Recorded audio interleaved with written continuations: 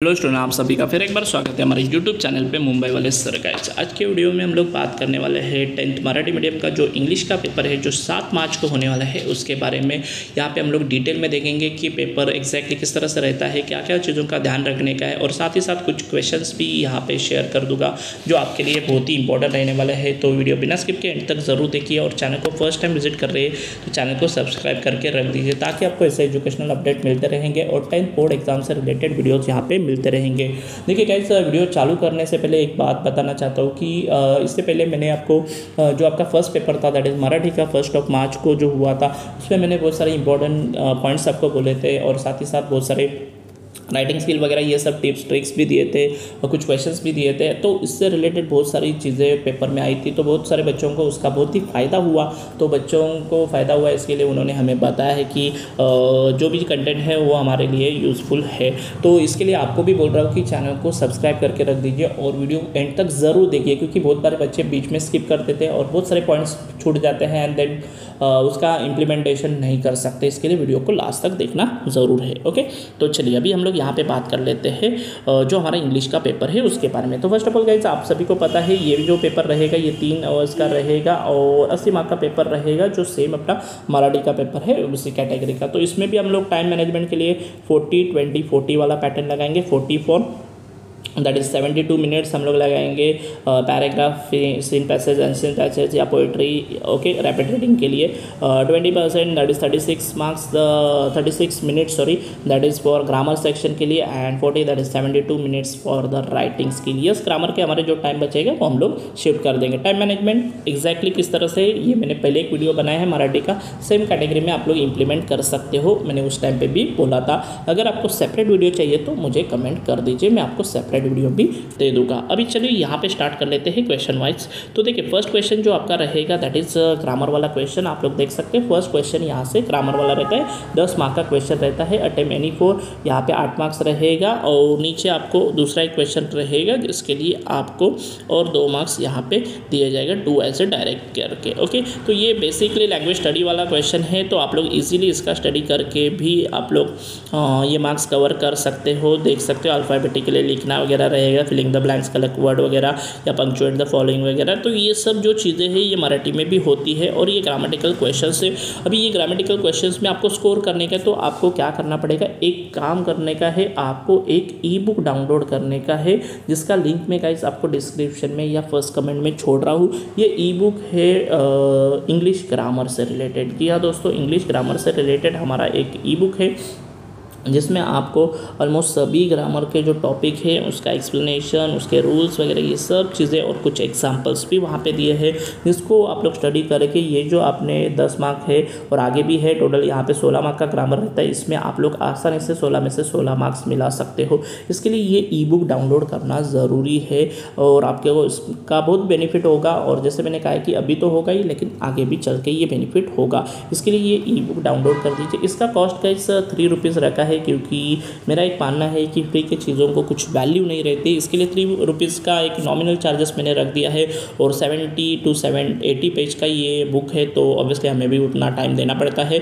तो उसका भी एक वैल्यू समझ लीजिए। तो इसके लिए ये बुक आपको 3 रुपीज़ में मैंने रखा है, तो ज़रूर डाउनलोड कर दीजिए। बहुत काम की चीज़ है, मतलब 3 रुपीज़ आपका किधर भी वेस्ट नहीं जाएगा, बहुत ही अच्छी जगह पर इन्वेस्ट होगा, और self investment is always a best investment ऐसा माना जाता है। ओके, तो आप लोग कर लीजिए। ओके, एंड यस आगे बढ़ते हैं। तो ये ग्रामेटिकल क्वेश्चंस रहेंगे। देखिए देन नीचे आप लोग का जो सेकंड क्वेश्चन है जो 2 मार्क का है, उसमें डू एज ए डायरेक्ट करने का है। डू एज ए डायरेक्ट में आपको देखिए यहाँ पे टू रन अवे वगैरह इसका मीनिंगफुल सेंटेंस क्रिएट करने का है, ऐड क्लॉजेस वगैरह ये सब दिया है। अटेम्प्ट एनी वन यहाँ पे प्रीफिक्स और सफिक्स वगैरह लगा के आपको इसका करने का है।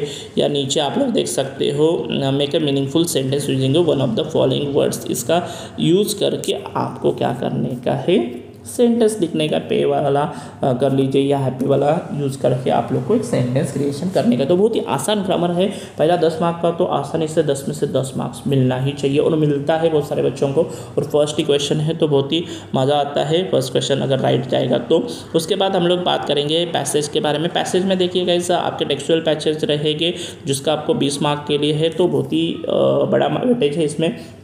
10 मार्क के 2 पैसेज रहेंगे आप लोग को। यहाँ पे फर्स्ट पैसेज यहाँ पे दिख रहा है, उसको रीड कर लीजिए। First question that is A1, A2, A3, A4 और A5 रहेगा। इसमें देखिए कैसा रहेगा, A1 और A2 ये टोटली आपके पैराग्राफ से बेस रहेगा। A3 आपका मीनिंग, अपोजिट वर्ड्स वगैरह इससे रहेगा, नाउन्स, क्लॉजेस वगैरह इस तरह से रहता है।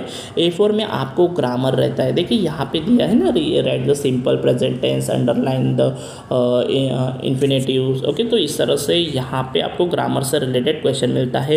End next one that is A5 में आपको हमेशा रहेगा पर्सनल ओपिनियन।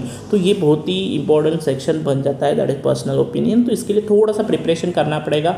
आप लोग के डाइजेस्ट नोट्स में जो भी पर्सनल ओपिनियन है वो थोड़ा सा रीड कर लीजिए, तो आपको आइडिया आ जाएगा कि किस तरह से पर्सनल ओपिनियन लिखा जाता है। बाकी डिटेल्स आपको चॅनल पे व्हिडिओज आते रहेंगे, तर त्या व्हिडिओ नक्की बघा। व्हिडिओ शेवटपर्यंत बघा, कारण याच्यामध्ये भरपूर सारे अशा व्हिडिओज येणार आहेत ज्याच्यामध्ये हे सगळं आपण एक्सप्लेन केलेलं असेलच। ओके, तर मी मराठीमध्ये थोडंसं तर इथून पुढे बोलतो, तर हे असं असेल। आणि त्याच्यानंतर बघा दुसरा पॅरेग्राफ असेल, मोस्ट सेमच असेल, त्याच्यामध्ये पण तुम्हाला सेम कॅटेगरी असेल। फर्स्ट क्वेश्चन नॉर्मली क्वेश्चन असेल B1 आणि B2 describe the Meena characters. Okay, ते आपण तुम्ही ह्या पॅरेग्राफमधून जज करून लिहू शकता मीना कशी होती ती। आणि यस नंतर मी सांगितल्याप्रमाणे मीनिंग्स, क्लॉजेस, अपोजिट वर्ड्स हे असतं, सिमिलर वर्ड्स म्हणजे ऑलमोस्ट तेच झालं। आणि नंतर डू एज डायरेक्ट म्हणजे ग्रामॅटिकल क्वेश्चन्स असणार आहे। आणि नंतर परत एकदा पर्सनल ओपिनियन, अशा प्रकारे हा पण 10 मार्कासाठी डिवायडेशन केलेला क्वेश्चन असतो। ओके, तर अशा प्रकारे हे 20 मार्क्स आणि ग्रामरचे 10 मार्क्स असे 30 मार्क्स आपण केलेले आहेत। त्याच्यानंतर आपण पुढच्या क्वेश्चनमध्ये मूव्ह होऊया। सेक्शन नंबर 3 मध्ये असणार आहे तुमच्याकडे पोएमसाठी बघा, याचा जो पहिला क्वेश्चन असतो त्यासाठी फक्त 5 मार्क्स दिलेले असतात। नॉर्मली पहिले जे 2 क्वेश्चन असतात ते तुम्हाला बघा इथे दिलेले, चूज द करेक्ट अल्टरनेटिव्ह आणि रिकाम्या जागेसारखं असतं। इथे कंप्लीट द फॉलोइंग हे असणार आणि noun from the following describe words, याचे नाउन्स वगैरे तुम्हाला लिहायचे आहेत। याच्यासाठी तुम्हाला व्यवस्थितपणे त्याचा स्टडी करणं गरजेचं आहे। कोणत्या कोणत्या पोएम्स इम्पॉर्टन्स आहेत, काय आहे, हे सगळं आपण आपला जो हॉट क्वेश्चनचा जो व्हिडिओ आहे त्याच्यामध्ये आपण डिस्कस करणारच आहोत। कारण याच्यामध्ये आपण ज्या डिस्कस केलेल्या होत्या गेल्या पेपरच्या वेळी, त्या बऱ्याचशा गोष्टी क्लिअरली तशाच आल्या होत्या। ओके, तर त्याच्यासाठी आपण ते पण डिस्कस करूच। आणि त्याच्यानंतर आपला मेन जो दुसरा एक पार्ट असतो that is appreciation of poem, म्हणजे एक प्रकारे तुम्ही पोएममध्ये काय शिकलात, ओके, किंवा पोएममधून तुम्हाला काय काय समजलं तर ते असतं। आणि ह्याच्यासाठी तुम्हाला काही पॉईंट्स वगैरे पण असतात, त्याच्यावरतून तुम्ही लिहू शकता। जसं टायटल काय आहे पोएमचं ते तर तुम्ही बघून आरामात लिहू शकता।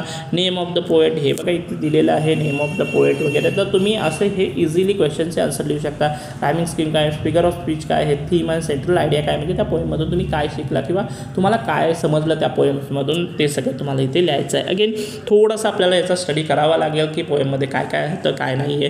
आणि तुम्ही जेव्हा ह्या पोएम शिकला असाल तेव्हा तुमच्या शिक्षकांनी तुम्हाला त्या एक्सप्लेन केल्याच असतील की त्या पोएमचा एक्झॅक्टली मिनिंग काय आहे किंवा त्या पोएम्स तुम्हाला काय सांगतात, तर ते त्याचा तुम्ही यूज करून इथे लिहू शकता। त्याच्यानंतर नेक्स्ट आहे त्यांचा नॉन टेक्स्च्युअल पॅसेज। हा पण एक खूप महत्त्वाचा क्वेश्चन म्हणून जातो आणि हा तुमचा 15 मार्क्सचा जो क्वेश्चन आहे त्यामध्ये तुम्हाला नॉन टेक्स्च्युअल पॅसेज असतात। बघा काहीच टेन्शन घ्यायसारखं असं काही नाही आहे। नॉन टेक्स्च्युअल असेल तर असं काही मोठं असं काही एक मिनिट हां तर काहीच बघा नॉन टेक्स्च्युअल असेल तर असं काही मोठं असं काही हे नसतं की नॉन टेक्स्च्युअल आहे मग आपण अनसेंड पॅसेज आहे मग मार्क्स नाही मिळणार वगैरे, असं काही नाही आहे। पहिला क्वेश्चन तर खूपच सोपा असणार आहे, फिलिंग द ब्लँक्स वगैरे बघा तुम्ही इथे दिसतंय, इझिली तुम्ही इथून लिहू शकता। सेकंडवाला क्वेश्चन पण इझी असतो। थर्डवाला क्वेश्चन ह्यावेळी बऱ्याच वेळेला इथे ना तुम्हाला अपोजिट वर्ड, सिमिलर वर्ड्स असेच दिले जातात, तर त्यामुळे तुम्ही इझिली हे करू शकता। भले तुम्हाला ते वाचलं नाही वरचे पॅसेज किंवा तुम्हाला हे, तरी ह्याचे वर्ड्स तुम्ही स्वतः पण लिहू शकता। जसं वर्बलचं, नॉन वर्बल असे काही गोष्टी आहेत ते तुम्हाला सेंडर, रिसिव्हर वगैरे हे काही गोष्टी आहेत, ओके, तर त्या तुम्ही स्वतः पण लिहू शकता। त्याच्यामध्ये तुम्हाला जास्त काही अपोजिट वर्ड्स पाठ करायची गरज नाही आहे, ओके, तर तसं आहे। सॉरी वेगळा स्टडी करायची गरज नाही, वर्ड्स तो पाठ करावेच लागतील। यस, आणि त्याच्यानंतर चौथा क्वेश्चन याच्यामध्ये पण असणार आहे तुम्हाला डू ॲज अ डायरेक्ट, म्हणजे ग्रामरचा क्वेश्चन आहे। ग्रामरसाठी काय करणार आहात तर काही जास्त काही करू नका, ई बुक डाउनलोड करा, त्याचा स्टडी करा, बस खूप झालं याच्यासाठी ग्रामरसाठी। आणि जसं सांगितलं ह्याच्यामध्ये ऑलमोस्ट सगळं ग्रामर आपण कव्हर केलेलं आहे। जेवढे काही तुमचे ग्रामरचे टॉपिक येतात, विचारले जातात किंवा जाण्याची शक्यता आहे, म्हणजे विचारले नसतील तरी कदाचित तुमच्या पेपरमध्ये पडू शकतात, तेही टॉपिक आपण त्याच्यामध्ये कव्हर केलेले आहेत।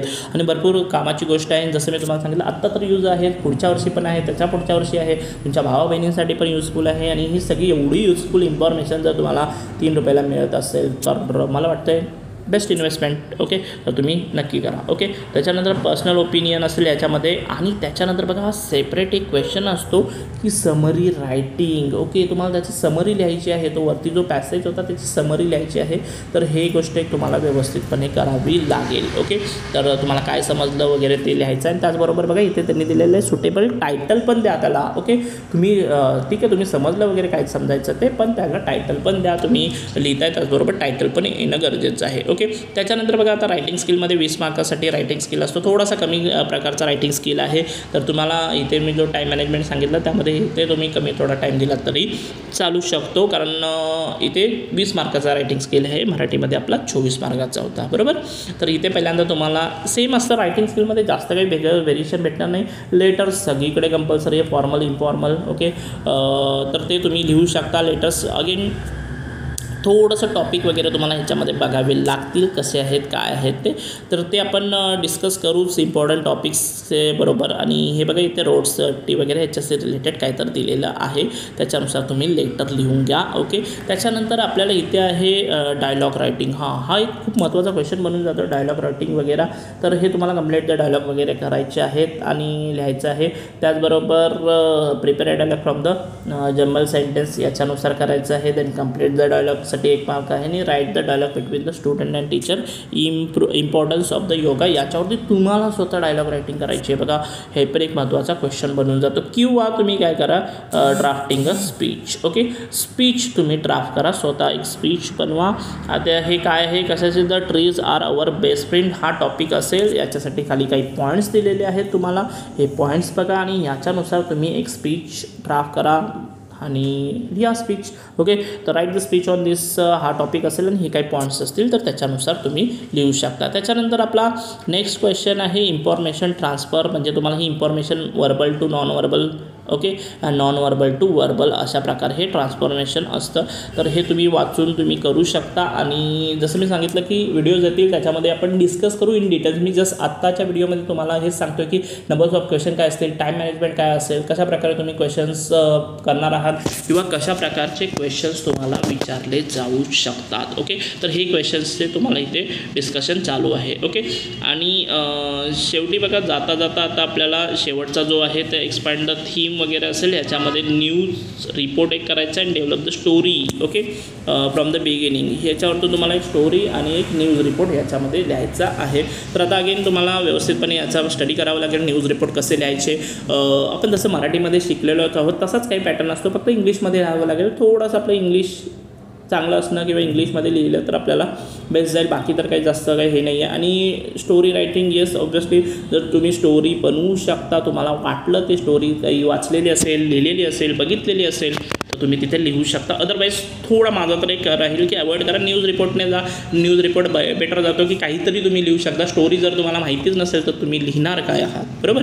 तर त्याच्यासाठी सांगतो की तुम्ही न्यूज रिपोर्टने जा, ते बेस्ट राहील आपल्यासाठी. आणि लास्टला एक आपला पार्ट इथे येतो तो म्हणजे हा वाला, म्हणजे आपला ट्रान्सलेशनवाला. ओके, ट्रान्सलेशनमध्ये तुम्हाला हे सगळे आपल्या लँग्वेजमध्ये ट्रान्सलेट करायचे words into your medium of instruction. त्याच्यामध्ये तुम्हाला ट्रान्सफर करायचे आहे स्लोली, म्हणजे सावकाश वगैरे, गार्डन म्हणजे मैदान, अशा प्रकारे तुम्ही आपल्या लँग्वेजमध्ये हे ट्रान्सलेट करणार आहात. Translate the following sentence into your medium of instruction. इथे आहे, इथे फक्त वर्ड्स असतील एनी 4 करायचे आहेत. इथे सेंटेन्स असतील एनी 2 आणि translate the following words and proverbs, Adams and प्रॉब्स, माहिती ना, म्हणी वगैरे किंवा वाक्यप्रचार यांना तुम्हाला ट्रान्सफर करायचं आहे, ट्रान्सलेट करायचं आहे अगेन इंग्लिशमध्ये, इंग्लिश टू मराठीमध्ये सॉरी. तर अशा प्रकारे हे ट्रान्सलेशनवाला एक सेक्शन आपल्याकडे असतो, त्याच्यामध्ये तुम्ही मार्क्स घेऊ शकता. आणि इझी आहे, जास्त काही डिफिकल्ट नाही असं मला नाही वाटत की यामध्ये एवढं काही डिफिकल्ट आहे. तर तुम्ही याचा जर व्यवस्थितपणे स्टडी केला तर तुम्ही इझिली ते मार्क्स कव्हर करू शकता. तर अशा प्रकारे हा ओव्हरऑल गाईजचा पेपरचा पॅटर्न असेल. आय होप की तुम्हाला पेपरचा पॅटर्न, त्याचबरोबर क्वेश्चन्स कोणते आहेत, इम्पॉर्टंट क्वेश्चन्स कोणते राहतील हे तुम्हाला समजलं असेल. जसं मी तुम्हाला सांगितलं की यामध्ये आपला मेन सेक्शन असणार आहे रायटिंग स्किलवाला, जो रायटिंग स्किल आपल्याला येतो आहे 20 मार्कासाठी. आणि त्याचबरोबर आपला ग्रामर. ओके, तर ग्रामरचा जो क्वेश्चन आहे तो 16 मार्काचा, तो हा 36 मार्क्सचा जो पेपर आहे हा आपल्यासाठी खूप क्रुशियल पेपर आहे. आणि हा आपल्याला व्यवस्थितपणे करायचा आहे, कारण पॅसेजमधून तुम्ही तुम्ही बऱ्यापैकी आन्सर्स लिहू शकता, इथे मार्क्स जाण्याचे चान्सेस असतात।